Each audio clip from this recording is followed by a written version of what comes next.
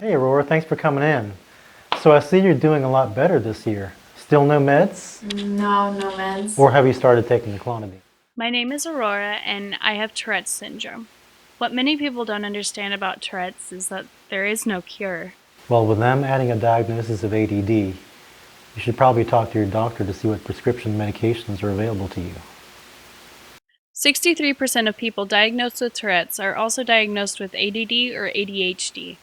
49% are diagnosed with anxiety disorders, and 25% suffer from depression. The prevalence of co-occurring disorders is a concern of mine in regards to taking meds. I worry that if I start a medication for every condition, I'm going to find myself stuck on a medicine cocktail that I'm constantly trying to balance. I've taken almost every med out there that they use for Tourette's. I've had all sorts of experiences with different medications and different drugs, and Haldol, Abilify, Risperidol, and clonidine, something that starts with a G, like guanfacine. My tics got amped up by like 100%, and those ones just didn't work for me.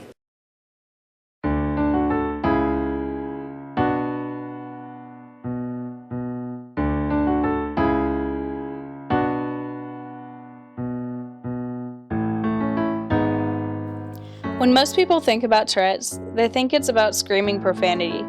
But it's really about feeling like you have very little control over your own body. Like someone else is inside you, deciding what you'll say and do. Oh, you want a lime? How about we throw it instead? The worst part about Tourette's is the apologizing.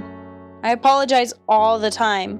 I always feel bad and guilty about how much I'm annoying those around me.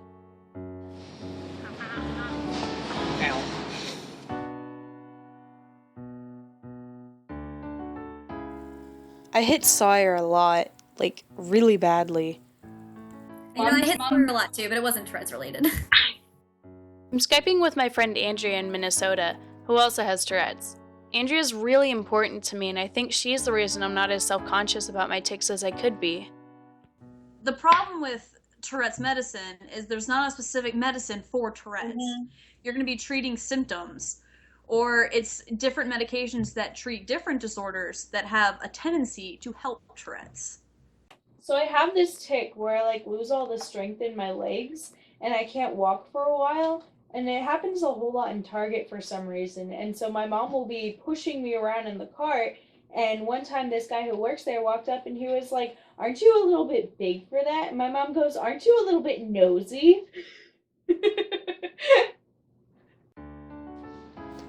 I don't mind when my friends laugh about the tics that make me do ridiculous things, but I get very self-conscious about a lot of them.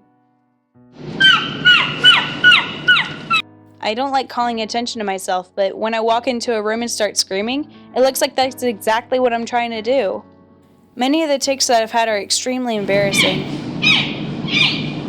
There's nothing you can do about that though, really. You just have to get past it and move on. For sure, the most frustrating tic I have ever had was my butt slapping tic. It was very frustrating. So I was just walking up to people, sometimes people I didn't know at all, and just smacking them on the butt. What do you say in that situation? And that was before I was even diagnosed with Tourette's syndrome. It was very frustrating. A Tourette's conference. Are you sure that's such a good idea? I mean, you know how people go to NecoCon and they'll come back with all this stuff that they bought.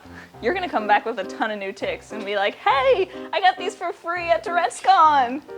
I'm really excited about it though. Look at these sessions. A lot of them are specifically talking about behavioral techniques for managing your tics. You know how I feel about meds. Oh, and look at this one. Classroom strategies for students with Tourette's. And they're not talking about high doses of Topamax or clonidine. Oh my God, and look at this one.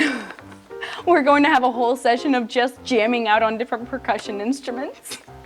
So I'm here at Tourette'sCon. I'm so excited. I'm actually going to meet people exactly like me, and I'm gonna actually feel normal for once.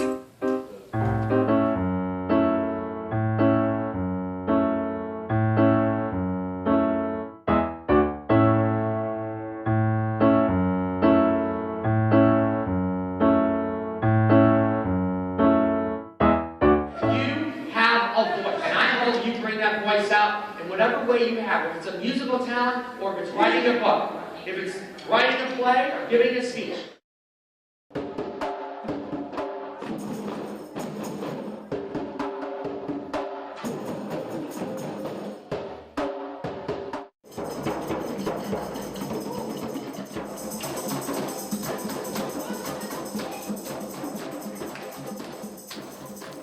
I'm getting some great information at the conference. As much as I love music, I never really thought about it helping with my tics. Whenever I'm playing the piano, you feel the rhythm, you feel everything, and you literally get lost in what you're doing. I've never ticked while I'm playing the piano. You know, you can't really differentiate from the background noise from what you're playing right there in front of you, so. I started this project hoping to find ways of dealing with my tics, and so far I've learned a lot. I met someone at the conference who taught me how to do something called sevens. The idea is that they require a lot of concentration, which helps to focus my brain away from the tics.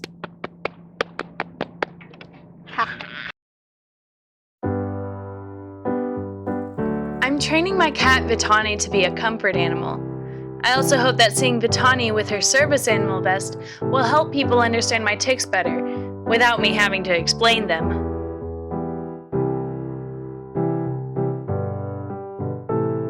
Now I can't make myself stop ticking, but I feel this project has given me a lot of tools to keep in mind.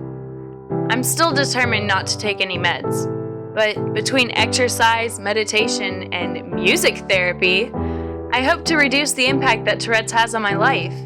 As we say at Tourette'sCon, I have Tourette's, but Tourette's doesn't have me.